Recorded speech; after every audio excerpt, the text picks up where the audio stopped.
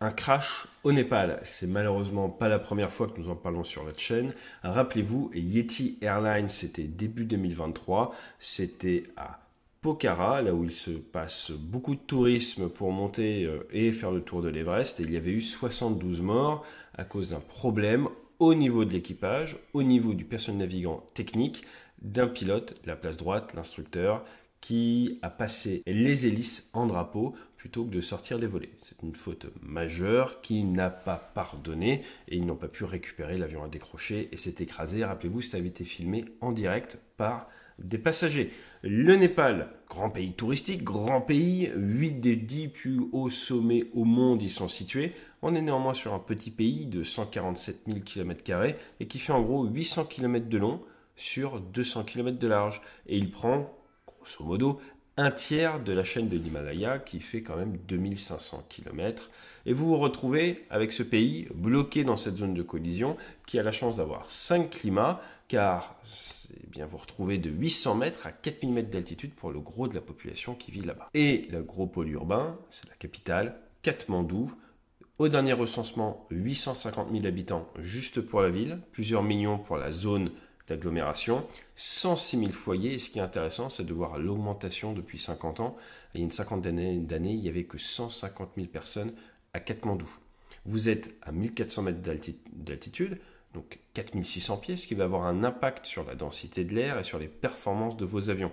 Néanmoins, il fait chaud. En ce moment, il fait dans les 28 degrés. Donc vous avez à la fois de l'altitude et de la chaleur. Néanmoins, ce n'est pas non plus extrême, mais ça peut avoir un impact sur forcément les performances de vos avions. Pour la petite histoire, vous retrouvez de la vie dans la vallée de Katmandou bien avant Jésus-Christ, d'après certaines sources, plus de 1000 ans avant JC. La compagnie qui nous intéresse aujourd'hui, c'est Sauria Airlines, créée en 2014, qui opérait deux CRJ. Donc les CRJ sont les Canadian Regional Jet, qui ne sont plus canadiens maintenant. Ça a arrêté la production, ça a été vendu à Mitsubishi Heavy Industries, et c'est l'avion régional le plus vendu au monde avec 1945 fabriqués et vendus. C'était en décembre 2020 quand ils ont arrêté. Les CRJ, vous avez différentes catégories. Le CRJ 100 pour 50 passagers ou 200 pour 50 passagers avec une nouvelle motorisation. C'est le cas de notre avion aujourd'hui.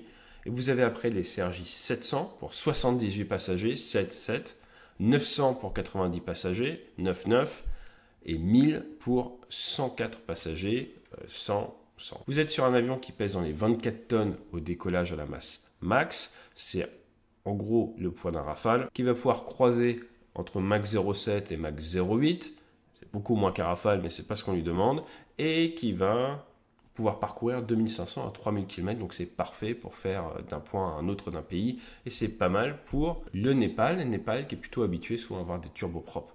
Donc des avions qui vont aller beaucoup moins vite. À savoir quand même sur la compagnie népalaise, toutes les compagnies népalaises sont interdites en Europe. On n'a pas tout à fait la même vision de la sécurité. Ils opéraient 5 destinations.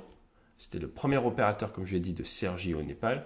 Mais surtout, ils ont été interdits de vol en 2018 pendant près d'un an. Pourquoi ? Parce qu'ils devaient une grosse dette aéroportuaire et ça a été finalement payé.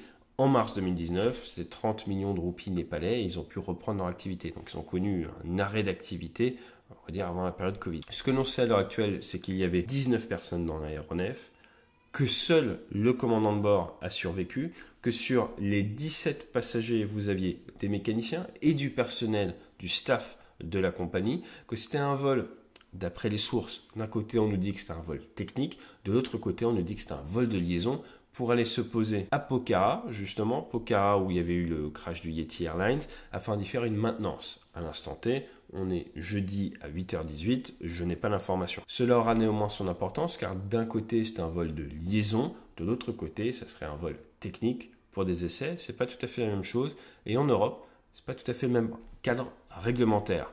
Ce qui me permet de rebondir sur un vol technique dont nous avions beaucoup entendu parler en France, qui s'était mal passé. C'était le 25 juillet 2012 avec un Cougar de chez Eurocopter qui appartenait à l'armée albanaise, qui venait d'être passé, remis en version transport de VIP et qui était parti en vol et qui avait tapé à 120 mètres de hauteur une ligne électrique à Palu-sur-Verdon.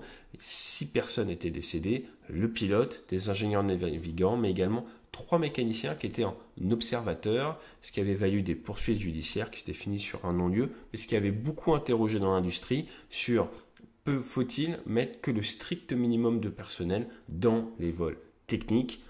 Autre accident que tout le monde a en tête, c'est celui de la démonstration aérienne avec Air France et l'Airbus A320 qui s'était mal terminé. Et là, encore une fois, sur un meeting aérien, il y avait des passagers à bord. Depuis, sa pratique a été interdite. Donc on a tendance à évoluer avec nos accidents. Forcément, on dit que notre réglementation est écrite dans le sang.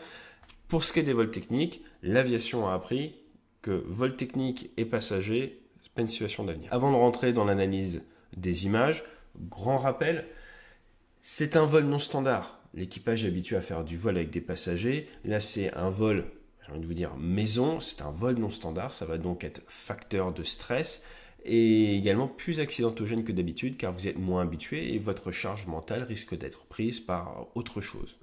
Autre point, c'est un vol où il n'y a pas beaucoup de passagers, pas beaucoup de fret. Du coup, cela va impacter votre centrage qui peut impacter vos performances. Il faut même savoir que certains avions, des fois, sont obligés de mettre des palettes de poids pour compenser l'absence de passagers sur des vols de transit, pour des raisons de centrage et de contrôlabilité. Si votre centrage est trop avant ou trop en arrière, vous allez avoir des problèmes pour pouvoir commander l'avion avec vos gouvernes. Et le dernier point, c'est celui du show fever. On en a beaucoup parlé sur cette chaîne. Si vous décollez et qu'il y a des gens qui vous regardent et que ce n'est pas un vol classique, vous n'êtes pas obligé de respecter tout à fait la réglementation de transport de passagers dans un cas comme ça, eh bien vous pouvez être amené des fois à vouloir faire le beau. On l'a vu par exemple en Amérique du Sud avec ce passage que nous avions d'ailleurs commenté, qui personnellement ne me plaît pas trop dans ma vision de l'aéronautique moderne. Là, il avait de la vitesse, de l'énergie. La vitesse, c'est la vie, donc des options. Et ça s'est bien terminé. Essayez de faire la même chose au décollage à basse vitesse. Et ça pourrait ressembler à ces images. Alors, notre CRJ 200ER, il date de 2003. Son immatriculation, c'est 9 November Alpha Mike Echo. Et si vous avez des licences américaines, le Alpha Mike Echo va vous parler car c'est Aviation Medical Examiner. C'est en gros la personne qui peut vous délivrer votre certificat médical. Donc c'était un hasard des immatriculations. Mais bref, cet avion a décollé en piste 02 et il va finir déporté à droite de 200 mètres avec, comme on l'a dit, le commandant de bord qui va survivre à ce crash. Je ne sais pas comment, mais tant mieux pour lui. Enfin, je dis tant mieux, mais ça va pas être marrant ces prochaines semaines, ça c'est sûr. Et après, derrière, il y a de grandes chances qu'il déclenche une culpabilité du survivant. On l'avait par exemple vu avec le crash de Shoreham, où le pilote de démonstration s'était écrasé sur une autoroute, avait tué des gens au sol, mais lui avait survécu.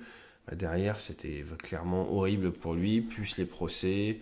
Bref, il est toujours vivant, mais on a déjà vu dans l'aviation des cas de pilotes qui se suicident après coup. Même sans victime, on l'a vu avec un Mirage 2000 de la base d'Orange, mais c'est une autre histoire. Toujours est-il, cet avion avait déjà eu un impact aviaire en 2018, sinon vraiment aucun souci. Et ce que je vous propose, c'est de voir si le CRJ 200, c'est un bon ou un mauvais avion. Forcément, c'est un avion qui vole beaucoup, et il n'y a pas eu de grandes pertes à cause de soucis structurels de sa part. Si on regarde l'accidentologie, en 2004, on a China Human Airlines, où là, il décolle le matin sans avoir dégivré l'avion, ce qui n'est pas un cas possible là, l'été à Katmandou. Il décolle, il décroche, 53 morts, toutes les personnes à bord, et 2 personnes au sol qui n'avaient rien demandé à côté d'un lac. Donc là, on est sur un cas où ce n'est pas la faute de l'avion, c'est la faute des procédures et de l'équipage. Donc en 2004, plus gros crash de CRJ 200, c'était un défaut de procédure. En 2013, au Kazakhstan, on a eu 21 morts lors d'une remise des gaz. Le pilote fait son approche, est assez énervé, décide de remettre les gaz car les conditions de météo ne sont pas bonnes. Ils remettent les gaz, ils rentrent les volets, et là, plutôt que de tirer sur le manche, on dit normalement assiette puissance, eh bien, il pousse sur le manche jusqu'à moins 20 degrés et va percuter le sol avec une vitesse folle. 21 morts. Donc là, on est sur du CFIT, c'est le pilote qui a poussé l'avion dans le sol, rien à voir avec l'avion qui marchait bien. En 2016, West Air Sweden, où là par contre c'est un avion qui décolle d'Oslo à 23h10 avec du courrier et du fret à bord, et ils vont avoir un souci au niveau des centrales à inertie, une incohérence entre les deux côtés. Un côté au niveau de l'horizon artificiel sera bon, l'autre sera mauvais, et le pilote, le commandant de bord, va suivre les mauvaises indications jusqu'à amener l'avion à taper le sol. Un gros souci de communication entre l'équipage qui normalement est censé être entraîné pour gérer ce problème. Donc là en 2016, problème de navigation et de référence, rien à voir avec les conditions du jour avec notre avion là, qui décolle de la piste 02. Donc on peut dire que le CRJ 200 n'a jamais eu d'accident qui ressemble à ce que l'on vient de voir. Et du coup, quel pourrait être les raisons. Le premier point à regarder, c'est celui de la vitesse de décollage. On a vu pas mal de fois ces derniers temps des avions qui accélèrent, qui vont tirer sur le manche alors que leur vitesse n'est pas suffisante. Vous vous retrouvez alors avec des avions qui décollent au second régime, donc avec une sustentation qui est compliquée. Et si vous commencez à trop incliner l'avion, vous risquez d'avoir un décrochage et l'avion qui part. L'autre problème, si vous tirez trop tôt sur le manche, ça peut être celui d'avoir un manque d'énergie pour pouvoir décoller. Vous retrouvez à toucher de la queue, le fameux tail strike. On en a vu pas mal ces derniers temps, que ce soit lors d'une remise des gaz, le cas d'Air France et du 350 dont on a parlé à Toronto, ou alors lors du décollage, si vous avez mal calculé vos performances de décollage et que vous essayez de tirer sur le manche, de commander la rotation de l'avion, alors que vous n'avez pas la vitesse suffisante. À ce moment-là, eh bien, votre avion il va monter en incidence comme ça, mais ne va pas accélérer. Donc là, si néanmoins vous arrivez à décoller, vous allez vous retrouver avec un bilan énergétique très faible. On parle souvent de second régime.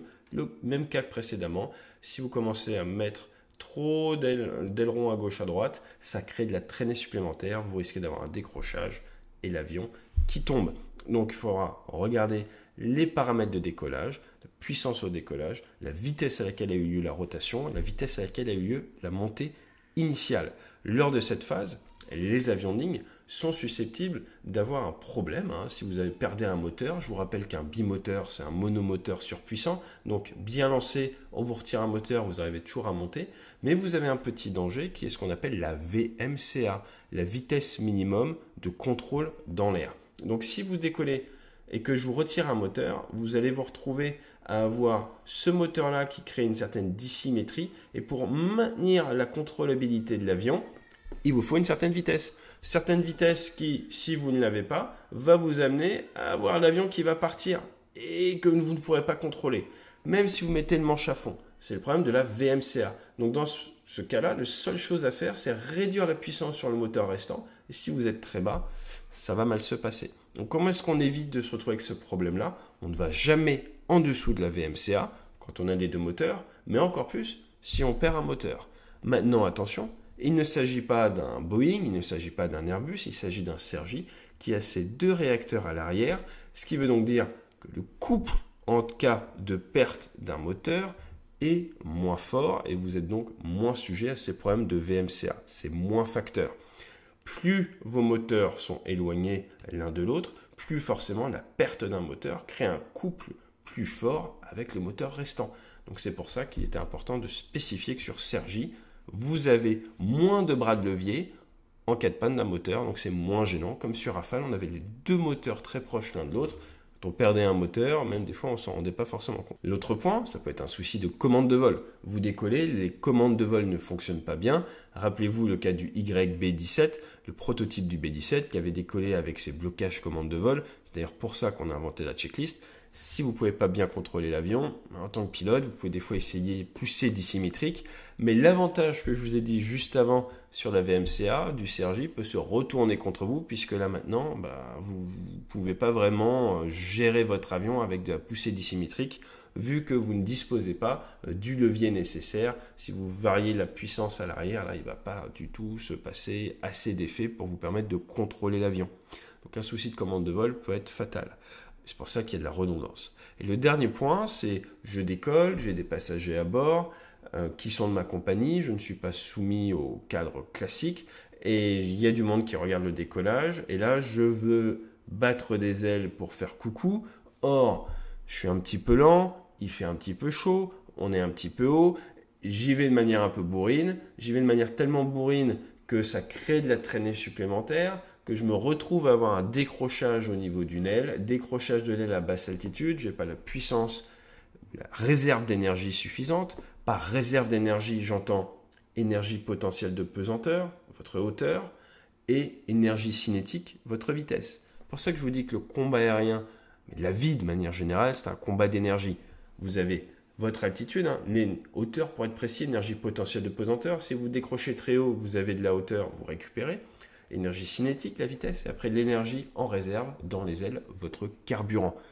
Quand on vole, on brûle du carburant, to burn fuel. Quand on n'a plus de carburant, burn out. Vous savez ce que ça donne dans le monde de l'entreprise. C'est la même chose dans l'aviation, c'est une énergie qu'il faut conserver, d'où nos réserves de carburant. Bon là, quand on voit l'explosion qu'il y a eu derrière, je ne suis pas inquiet. Ils avaient du carburant dans les réservoirs, c'est malheureusement pas le problème. Mais cette gestion d'énergie, c'est absolument vital dans l'aviation et il faut toujours savoir bien manager son énergie, avoir conscience de ce que les conditions du moment nous permettent de faire, mais surtout ne nous permettent pas de faire. Une commission de sécurité a été lancée au Népal. 5 personnes sont en charge de présenter un dossier, un compte-rendu dans 45 jours.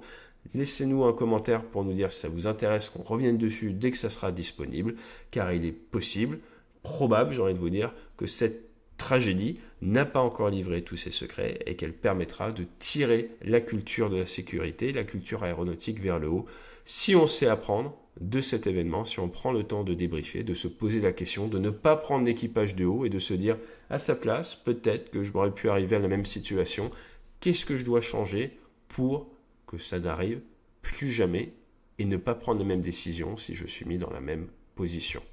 Je vous dis à très bientôt sur la chaîne, n'hésitez pas à vous abonner. Demain, on vous parle des 7 menaces qui règnent et qui planent sur la cérémonie d'ouverture des JO. On vous a préparé tout ça. Demain matin, n'hésitez pas à vous connecter, à regarder la vidéo. Ça va peut-être vous apprendre 2-3 petits trucs et vous faire mieux comprendre ce que l'armée de l'air et de l'espace et la DGAC ont mis en place pour protéger Paris. Petit rappel, rien ne va voler dans un diamètre de 300 km autour de Paris à partir de 18h30. C'est du jamais vu. Allez, fly safe.